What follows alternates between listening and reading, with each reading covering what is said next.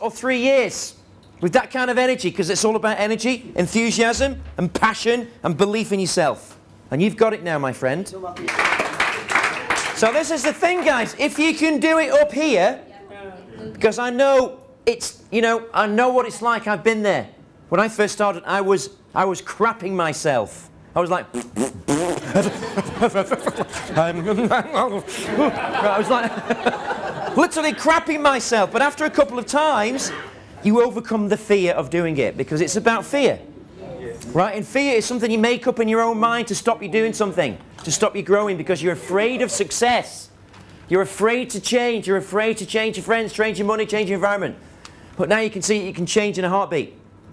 You can change in a heartbeat. Simple as that. You have done it, my friend. Now you just need to capitalize and move forward, because you've got the power. So what you need to do, I don't have time to do role plays all day, because we've got some more content we need to learn fast, and we need to get it mastered by today. And the next thing we need to master is overcoming objections, right? Now, when you start getting better at what you do, when you start presenting to people, you're going to get more resistance. You are going to get more resistance, not less resistance. You're going to get more. Because simply you're more excited, you've got more personal power. So people kind of like, oh, what's this? This is different. So people are going to wonder what the hell you're doing, why are you doing it, and they're going to, you know, they're going to have concerns about what you're doing. They're going to ask questions, maybe, you know, that you can't answer, and you've got to be ready with the right answers. And how you handle an objection is actually 50% of closing a deal. Let me repeat that. How you handle an objection is 50% of what you do when you close business. And you've got to respond to those objections immediately, without hesitation. So that means you have to be a master of handling objections. There's only 2 ways to increase sales, Mr. Cheng. Share more benefits, overcome more objections. That's it.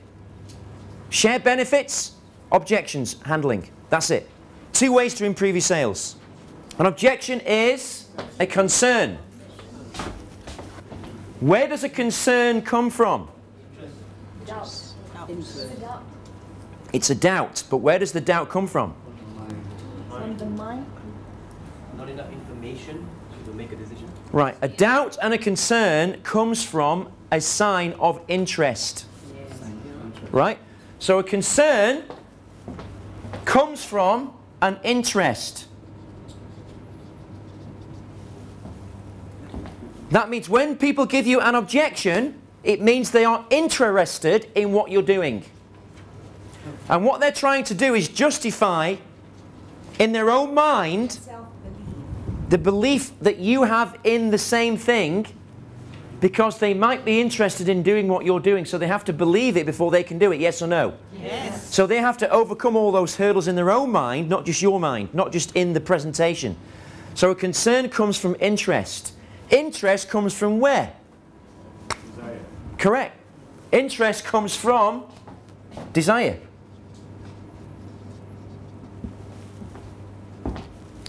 Now here's the ironic thing that nobody understands very much in sales. When you create more desire, you'll create more objections. Yes, wow. That means people are going to give you more objections. A lot of people say to me, Marco, when I get really good at this, I'm going to have less objections, aren't I? No one's going to resist, right? I said, no, they're going to give you more objections. They're going to give you 10 times more objections. How do you feel about that? What do you mean?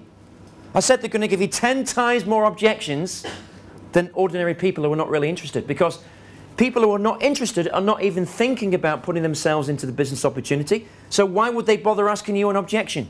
Yes, you're right. Why would they bother resisting? Because they're not interested. Does that make sense, yes or no? Yes. Right? Yes. Now, we've got a lot of people in this room this week, and some of those people are experienced people who've presented many times. Do you understand and agree with what I'm saying to you today? Yes. Right? Have you experienced objections? Yes. So what you have to do is you have to have a repertoire, and a repertoire is a library of answers or responses to certain objections that you get. A repertoire. So repertoire is having responses ready. Now, if you remember yesterday, we had Morgan and Celia, and the response was they didn't have the time to do the business. Yes. Do you remember that objection? Yes. You're going to get that a lot. That's a very common objection. Okay, and what you've got to do is you've got to be able to handle it so coolly, so confidently, in such a fantastic manner that people will dismiss the objection after a while. Now, you shared with me last night that your friend said, I don't like MLM. I have a problem with MLM. So you've got to learn how to respond to that. Can anyone tell me how you will respond to that objection, the people that are not experienced in this business? I'm not experienced in this business. I know. That is the answer that I'm going to give her. That friend saying that they got problem with MLM. Yeah. I will tell them, do I look like an MLM person? Okay. Okay, if that is my answer. That's your answer? Yes. Okay. Anybody else? We asked another question. What is your qualification of an MLM? Anything else? What is your problem with an MLM? What is your problem? Oof. You got a problem, mofo? I would say I completely agree with you. If I was you, I would have told them.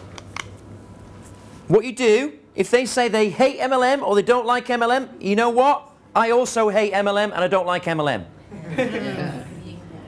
Right? The first thing you must do with an objection is agree.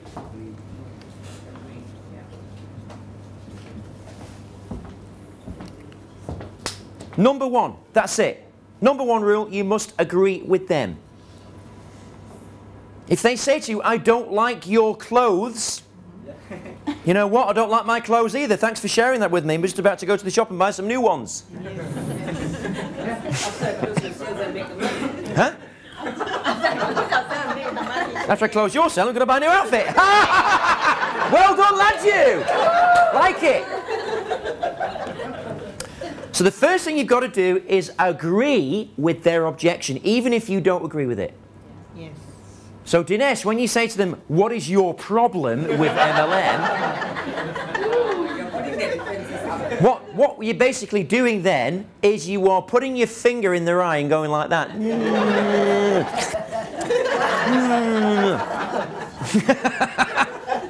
Yes, you're invading their ego, right? Yes, Rita? You mentioned before that you could actually say, how do you mean? You could say that, but at this stage, with that particular objection, you answer it that way. Right? Some objections you answer, how do you mean? Some objections you answer, you obviously got a great reason for saying that. Do you mind sharing it with me, please? Right? But right now, that objection, you don't. You agree with him completely. Without hesitation. Because we are not MLM. We're not MLM anyway. Yes. We're not lying, right? Yes. So that's how you would do that, Lisa. So I want you to try that next time. So the first thing is you agree with it, then what do you do?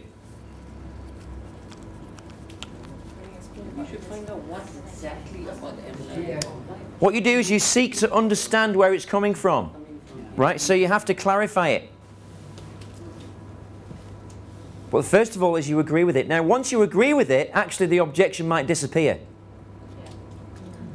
So sometimes you don't have to clarify it. You get what I'm saying? Sometimes you go, oh, okay. When you say, well, it's not, I also hate MLM, they go, oh, because they don't expect you to say that. Yes. Right? Yes. They don't expect to say it. They go, oh, they'll go, oh, what is it then? That's what they're going to say to you. They're going to go, oh, well, what is it then, if it's not MLM? After what happens if they just keep quiet? What happens if you keep quiet? What happens what? No, If you what keep do you do? quiet. They just keep quiet after you agree with them. If they keep quiet, what do you do? Ask you. No, you keep quiet. Oh. Copycat. Not copycat, you just, what you're doing is you are agreeing with them and keeping your mouth shut because they haven't, that's it. So the strength of a person, the strength of a closer, is how strong you are in waiting for their response next, because you've already responded. It's like a tennis match. The ball is in their court now. So you're waiting for them to hit the ball back. So you don't ask a question because you've got no balls left.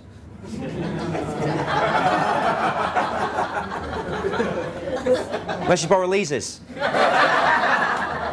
And they're too big to hit. You know, like that. Once you've hit the ball, you've got no more balls left to hit. You're waiting for them to respond, yes or no? Yes. So shut the hell up. And don't say, what's your problem? You're not responding to me.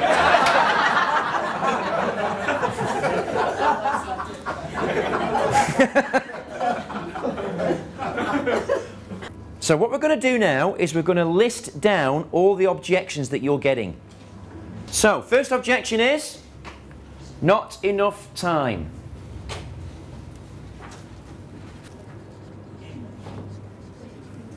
I'm not sure I've been playing so many times. No, just.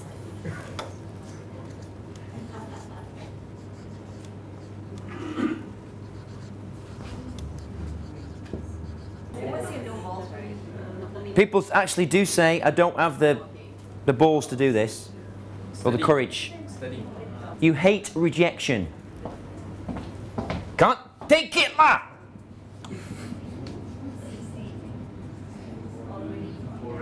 What happens if your company cannot deliver? Any more? 22. Huh? T&Cs, terms and conditions. Unethical.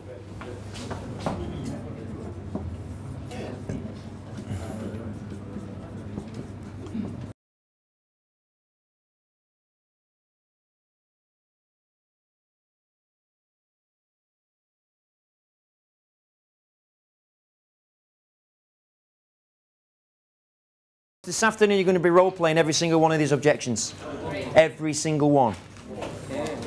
Every single one. Yes, sir. Because if you can't do that, then you can't do this business. Now I'm going to give you responses, and some of the responses are the same for different objections. Right, so you need to understand and write down which objections and categorize them like Iqbal has just mentioned with the same response. Okay, so first one, not enough time. Does anyone know the answer for this one? I also don't have time. With every objection, you have to agree with them and paraphrase them. So you have to agree with the words that come out of their mouth. So you can say to them, what you're saying is you don't have enough time. Okay, you know what? I don't have enough time either. I completely agree with you. If I was you, I would be saying the same thing completely. That's response number one to that objection. Now, do you remember what I did with Morgan and Sally yesterday? Yes. Did anyone enjoy that objection handling? Yes. Right, so how did I handle it? The first thing I did was say, listen, are you interested in financial independence or not? So the first response is, you know what, I don't have enough time either. And this is what you can say as a generic response after that. You say, you know what, most people who join this business said exactly the same as you, that they don't have enough time. Those same people have ended up becoming our best agents, making the best money, and have ended up referring all of their friends to their own business. And I've stopped working. Now, they're going to respond differently, but a lot of them are going to say, What do you mean? how do you mean? What do you mean? So you repeat what you just said. Because sometimes you have to repeat that with a lot of energy and a lot of conviction. Right? Remember, you've got to establish conviction in your presentation. So when you answer and respond to an objection, you have to be very convincing. Because you've got to mean what you say, congruently. Okay? So you know what? Everybody who joins this business says exactly the same thing as you. You know what? Those people have become our best agents, made the most money, and referred their friends, family, network in their own business, and they've actually stopped working.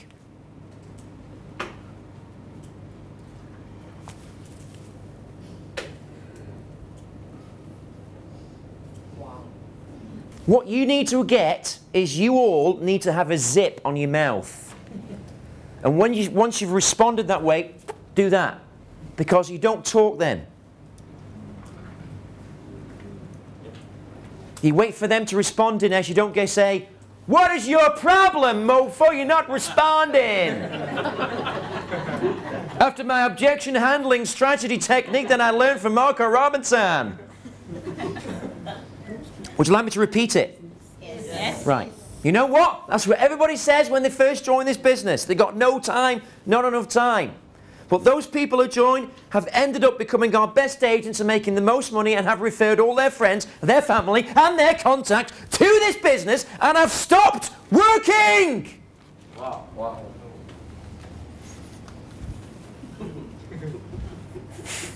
But if they listen to someone like, you know, with that kind of response, they go, oh, bloody hell. They really believe what they're doing. Even though they're not joining yet, but they still know you believe it. That makes a huge difference in people's decision-making processes, yes or no? Yes. Right, so you shut the hell up when you said that. And then they might say, you know, I don't know, still the time thing. Then you break the time down, the 24-hour thing. Say, how many hours? You say, first of all, are you interested in financial independence, yes or no? When do you plan to retire? How soon would you like to retire? Do you remember we talked about the survey in the beginning? Yes, yes. Yeah. Then you get the survey out that they went through with you and put it in front of them and you go through it again.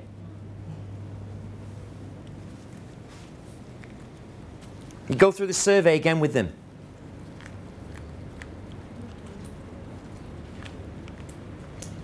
Remember what you said, Mr. Morgan? You said if you can continue working the way you are, you're going to finish work at 55, you're going to have 3 years left to have money, and after that you're going to have to start working again. Remember that? How would you feel if that was you? Can you see why so many people are joining this business today, even though they don't have enough time? And let's break the day down. So you go, right, how many hours in the day? 24. How many hours do you work? Write this down, what I'm doing now. How many hours in a day? How many hours do you work?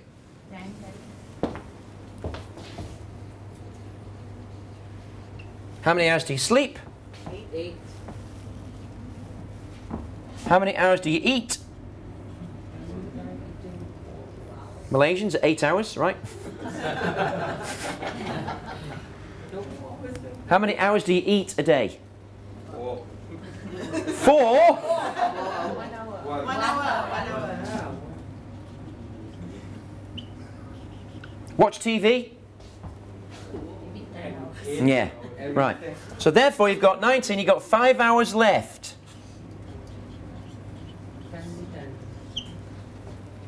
Now, I'm not going to be hard on you, I'm just going to take 1 hour of the 5. Because if you did 1 hour a day, which is 6 hours a week, how many people could they recruit in 6 hours? 3. Right, so that's 3 recruits.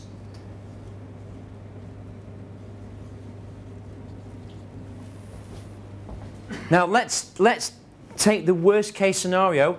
Let's say they only recruited agents, not grandmaster, not master agents, only agents, right? How much commission is that a week? 30%. 990.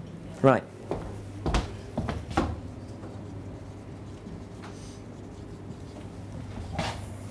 That's 990 ringgit.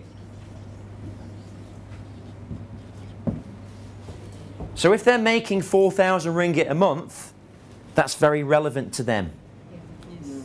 You understand what I'm saying to you, everybody? Yes. So you've got to work your figures out depending what they're earning. If they're making 10k a month, then you would say 3 grandmaster agents, or, you know, 1 master agent, whatever it may be.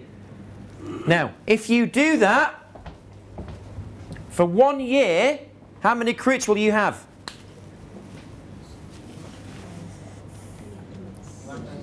$52 weeks times 3 is 156 recruits. Okay? If you have 156 recruits and only 10% of those recruits, would you like me to continue with this argument? Yes. Only 10% of those recruits, 15 people, they recruited,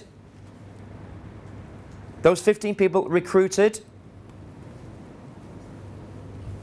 100 people each. How much money would you make?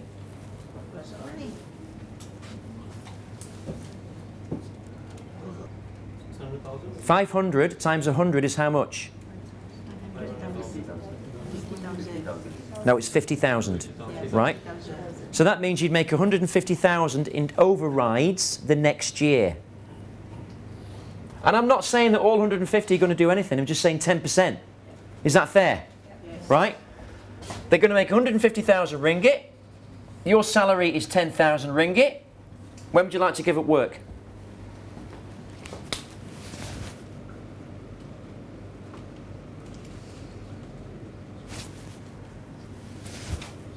Do you like that?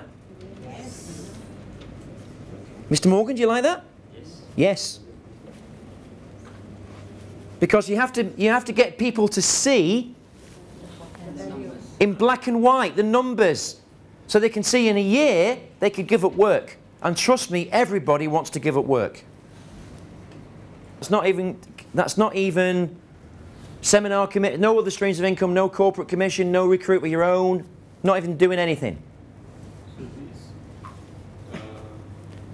It's 900k, isn't it? Yes. So if only 3 did it, that's 150k. Yes. So I always work on worst case scenario, what I believe to be realistic, you know? Yeah, I was wondering how come you're going all the way. Yeah, I'm not going all the way, I'm going, Because you've got to show people, if you only work 1 hour a week, that's what you could do, but if you work 10 minutes a week, you could do that. You see what I mean? You can break it down. Is this a good business or not, my friend? Yes. Because if you recruit one fantastic recruiter, only one, Yeah. You made for life. you're made for life. So if they recruit 100 Grandmaster agents, how much money do you make if you recruit one agent? You won't be able to come. Baljaj, how many? If you got one in 1 year, Yeah. Okay. if one agent of your downline recruits 100 Grandmaster agents, you get 5% of that. If your direct downline, the one that you recruited, keeps recruiting, you get 5% all the time. 5% of the recruitment fees, 5% of the recruitment fee, Which is 11,000. which might be 1,000, 7,000, or it might be GMP Okay. of 19,000. Is this a good business, yes or no? Yes. So what MLM companies do is they insist on a maintenance payment every month. Right? And once you pay that, then basically the company makes money from the maintenance payments. It doesn't really make money from the commission payout, because MLM companies are paying up to 80% commissions out. Right. Now we can't afford to do that because our products cost us more than that. Right. You get what I mean? Yes. So a lot of people, when they join an MLM business, you've got to really look at the products, because the products mostly are crap. Right? So there's only very few. There are some really good MLM companies out there.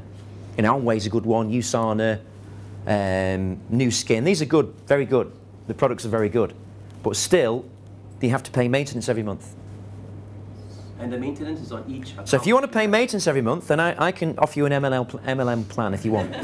No, the reason I asked was because here's one level. Obviously, if you have more levels, you get to make from all those levels. Yes. So my question was, why wouldn't you not want to make this business into the MLM concept, just from that idea, from that perspective? Yeah, we are, but we couldn't do exactly the same business. We'd have to restructure the whole thing and make it another business. Right. Might as well you recruit below you as many as possible. Yes. Then you get The purpose of what you're Exactly. actually trying to do. And the thing is, what you've got to also look at is you're in a very unique business because you're selling to companies, right? Companies don't like you if you're MLM. Right, they have a massive stigma about that. It's a negative perception. There is a negative perception, yeah. I'm sure. So actually, the compensation plan you've got now is pretty much perfect for this business. Yeah, I think that, I like Yeah. that. Now, there have been companies in the past that have done an MLM business with vacations like we do, but they've gone bankrupt after about a year because they cannot afford to redeem the vacations because they're paying too much commissions out. Everyone has failed. Trust me, I've done tons of research. Everyone's failed because of that. So the reason that we succeed is because we've got 3 streams, main streams of income: recruitment, corporate, and selling of the products. Actually, I've been doing this business.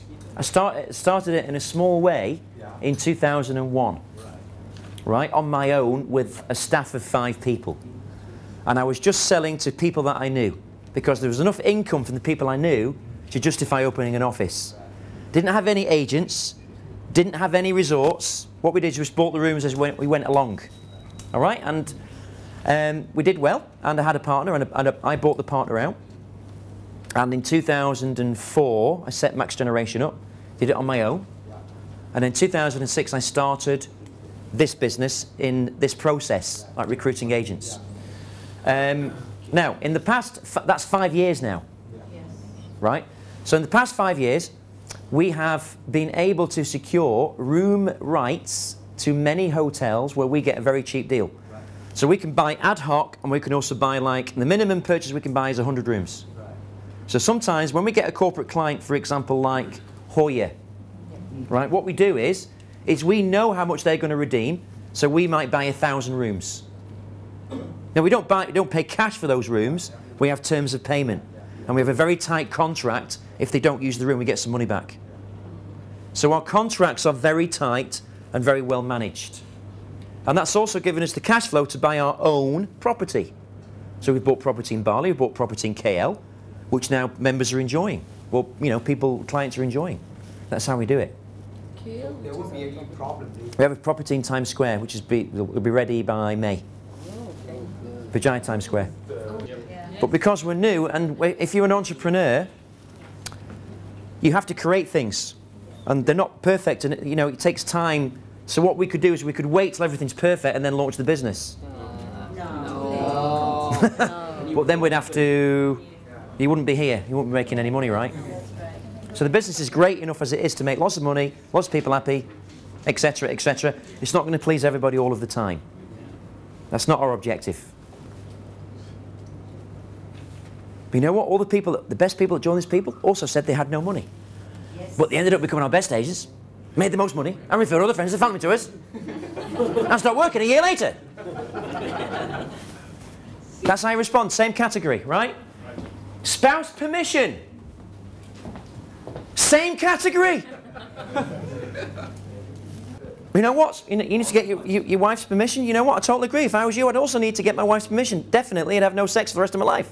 Right? I totally agree with you. But most people who joined us said exactly the same thing as you. Need to talk to the spouse. But you know what? They ended up becoming our best agents. Went home to the spouse, signed them up, made more money, stopped working a year later. Think about it. Same category.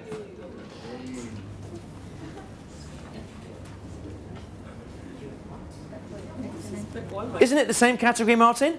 Yep. Yeah. Absolutely, actually. And what you could add on this is, you know what, you must be really serious about this business because you're thinking about it. That means you're really serious. So you know what, most people who say that and are serious about it end up joining the business, making the most money, and end up referring all the friends and the family, and start working a year later. Wouldn't that be fantastic? Yeah. Welcome to our family. Thank you very much. Sign there. Right. Not for me. Yes, totally agree. I totally agree. Same. Not a salesperson. Laughter is contagious. It's the shortest connection between two people, right, Dalton? Even you. That was a joke. Not ready. Been ripped off. You know what? If I was you, and I'd been, what you can say is this. If I was you, can slightly different response. If I was you, and I'd been ripped off that many times, I would not even be talking to me. I wouldn't even bother getting out of bed. So I understand completely how you feel.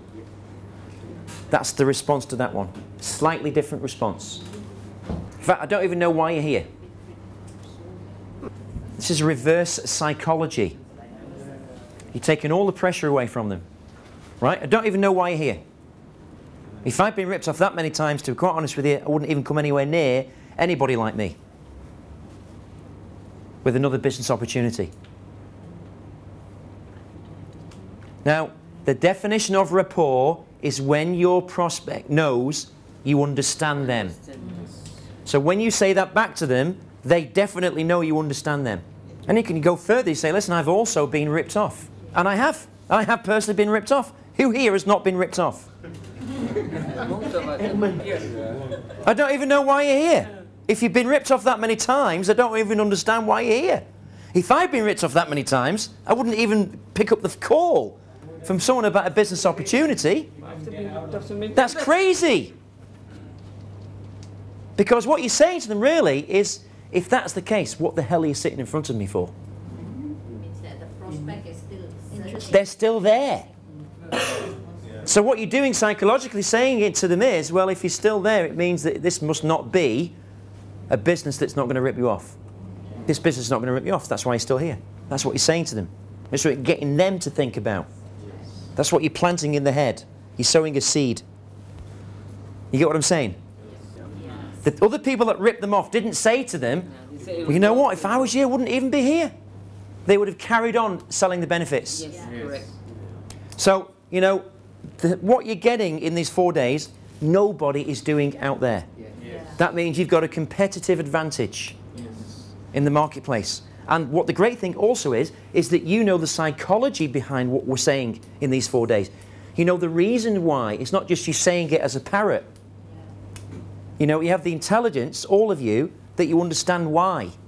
And you have to understand why before you can execute it with confidence and belief. So, Ladger, let's have a little bit of role play. I'm the prospect. I've been ripped off so many times! If I've been ripped off so many times like you before, I will probably not even be talking to myself. Yeah.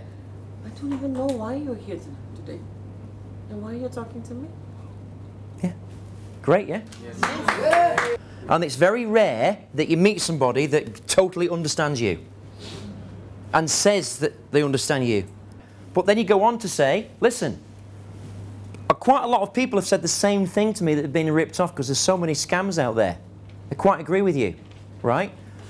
But the people that said that and people that said they've been ripped off, they've become our most successful agents. I've referred all their friends and family into the business. I'm still working. Right? And stop working a year later! The worst thing you can do is close them. Isn't it? Because they're scared and they'll just run away. Even a trial close. Even a nothing. No trial, nothing. What they're looking for is trust. They're looking for security. Right? How many MLM businesses have clients such as BMW, Mercedes, LG, Remy Martin, China Telecom, Citibank, BSN Bank, IKEA?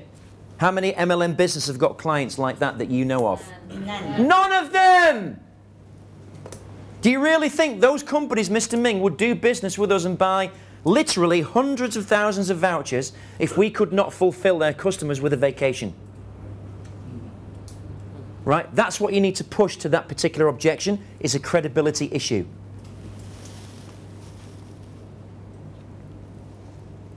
And when those people joined us and realised that we had Citibank, all these customers, and show them all the logos of the customer we've got, and they're buying hundreds of thousands of vouchers, they didn't hesitate because it was the first company they saw that had credibility. Then, Dave, you can close them. Would you rather join a company with clients of that nature and that credibility and that track record, or an MLM company with no track record and no clients of that nature? What would you rather do? And what you guys have got to start doing is blogging about this business and your experiences, that we educate, we do things differently, we've got these clients, this is what we blah, blah, blah, blah. All of you got to start doing this, because otherwise they're going to go to Max Generation Scam underneath it. Because the more of you start blogging, that search will go past the first page and people won't even see it anymore. And that blog is from 2009. And I've actually got a response to it which you can show your clients in your pitch materials. I've got a blog response to it. I'll show you later. Would you like to see that? Yes. Right? I've got a blog. You can show them a link and you show my response as the CEO to that blog. It's very critical to your business, guys. You've got to do it. But to do it, you've got to do a bit of work. You've got to start blogging. You don't have to be a good writer. I'm not a graduate of school. I left school with no this. That's why that's my favourite objection. Because you know you can handle it. Well, well, guess what? Our CEO was not educated. He had no education at all. And he says to you, it's a personal message from Marco, who says to you, if you've got no education, fantastic, to completely agree with you, you would find it difficult to do any kind of business, right? How can a person with no education build a multi-million-dollar business?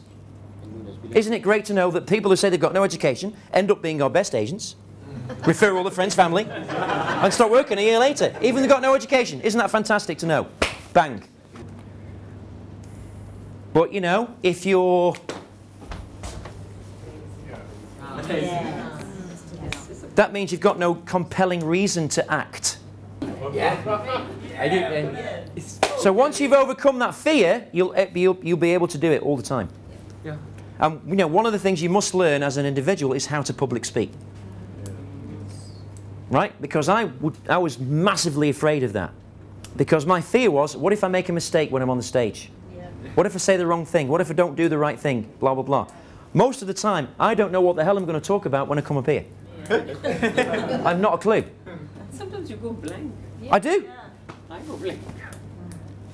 But you know what? Being spontaneous and natural is what people connect to. They don't connect to scripts on stage. They connect to a pitch that's delivered naturally. Right? So that people love that you're normal and you make mistakes. They love that. They connect to it. It's fantastic. We've covered all of these now. Am I correct? Yes. What is in English in fact? PC phobia. Same. So most people who say that they can't use a computer become our best agents, refer our friends and family, and start working a year later. Right? Buy a bloody BMW. Right. Okay. Student? What about no balls?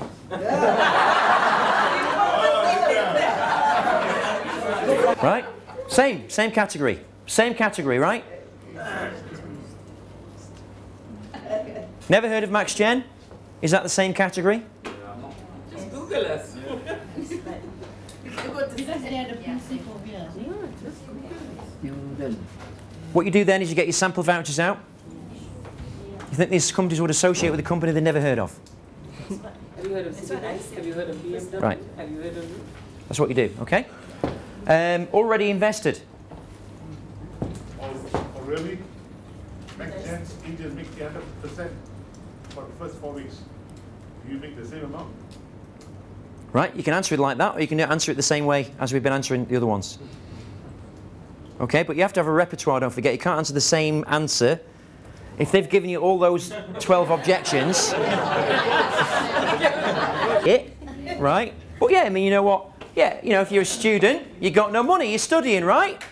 What are you studying? If you're a student, what are you studying? Psychology. Psychology.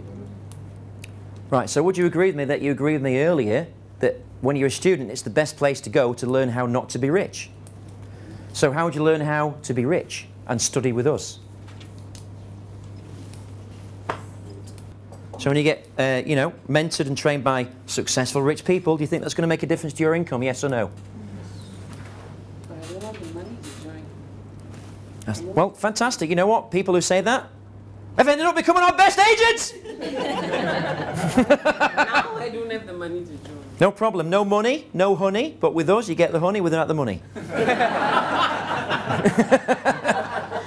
Because we have a universal sucker in our team.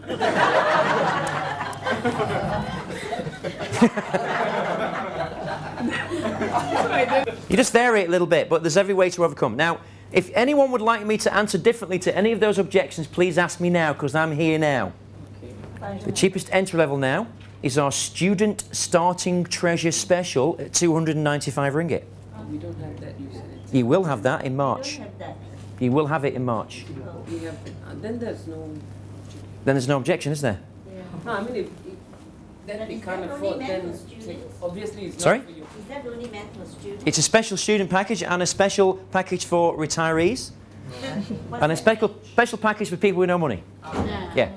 You know, this is more back end. If they keep saying no money at the back end, then you do the closing schematic. Because don't believe they've got no money until you do. What you've got to do is make sure they don't say that to stop you doing your presentation. If they keep saying, but I can't, Johnny got no money, but I can't, Johnny got no money. You answer the objections, but you must do the full presentation. Don't stop it and say, okay, it's not for you. Right? Wait till you get to the closing schematic at the end. Because the people that say no money, how many people have said no money and actually joined? Right, so we call that, in professional objection handling, we call that smoke screen. You know James Bond? Right, in his James Bond car, when he's being chased by the baddies, he presses a button, all the smoke comes out the back, they can't see where they're going, the baddies crash into the tree. It's true, isn't it? Yes. They go, there's a convenient tree they crash into. That's the smoke screen. What a smoke screen is for them to protect themselves and put you off the scent. Because they don't want to. They haven't been convinced enough. They're not convinced yet, that's why. That's it. Yeah. So they're telling you they're not sold yet, which means you have to increase your power. Their desire to join. You have to create more desire. You have to sizzle more. Yeah. And you have to talk about people who joined without money. Rita's one of those people. Rita didn't pay in full when she joined. She didn't have the money. Right? But she became one of our most successful agents and has ended up referring all of right?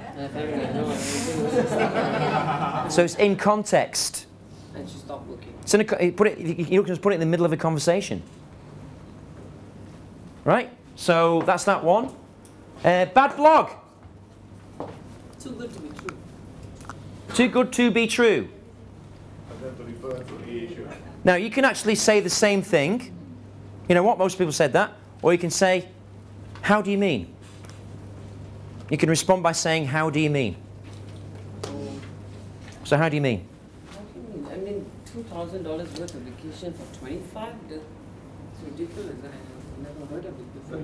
Shouldn't we be, if you're getting that kind of objection at that stage, what it's saying to you actually is that you haven't been strong enough in Correct. the early part of your presentation. So you have to go back.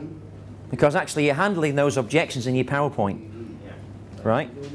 But if it comes up again, most people say exactly that. You can say to your customer, most of our customers tell us your business is too good to be true.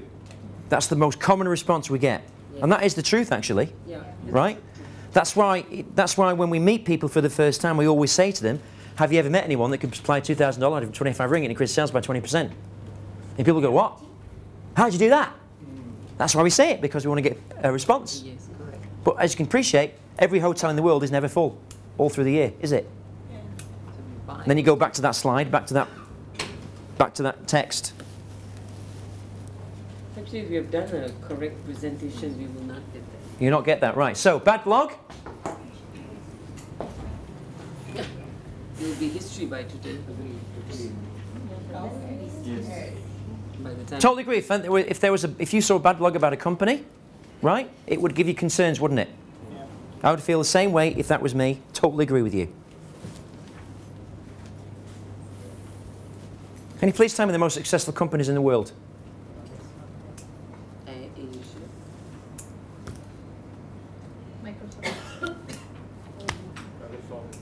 Okay. Do you think those companies have any bad blogs or complaints? What you can do is go on Google and show them. Right, now would you rather join a company with 1,000 bad blogs or one?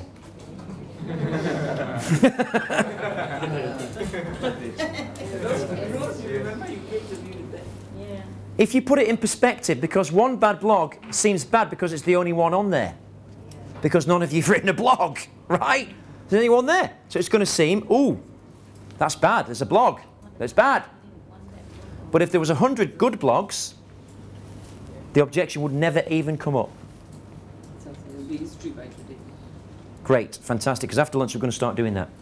And we're going to focus on blogging, we're going to focus on online. Before we do that, I need to know that you have the objection handling script with you. Yes. Mr. Martin, I don't like MLM. Do you know what? I completely agree with you. I actually hate MLM myself. And in fact, do you know what MLM actually stands for? stands for Make Life Miserable. I like that. So this is nothing like MLM, and in fact, if it were, some of the very best agents we have working with us wouldn't have come on board. When they actually looked at what the business was, they found that it was in fact extremely successful business, and they're making more money, they have more time, more freedom than they ever thought possible. Good response. You like that? Yes. Yeah. You just say to them, say, listen, you know what? If I was you, I'd say the same thing. Seems to be lots of T&Cs. I wouldn't join either. He's too restrictive. But you know what? Most people have said that have ended up becoming our best agents because they realise actually the T&Cs are customisable. There can be less T&Cs and more T&Cs depending on what package you want to buy. And those people have ended up becoming the best in the business and making the most money. You like that? Yes. Would you all agree with me that all of you need to practice objection handling? Yes. I would say that that was the most important thing you need to practice right now because you don't know how to do it yet confidently. Yes. And when as soon as you, how you respond to people is how much money you make. It determines how you respond is directly related to your income. Yes or no, Martin? Now, my question to you is how can you role play that objection handling as a team?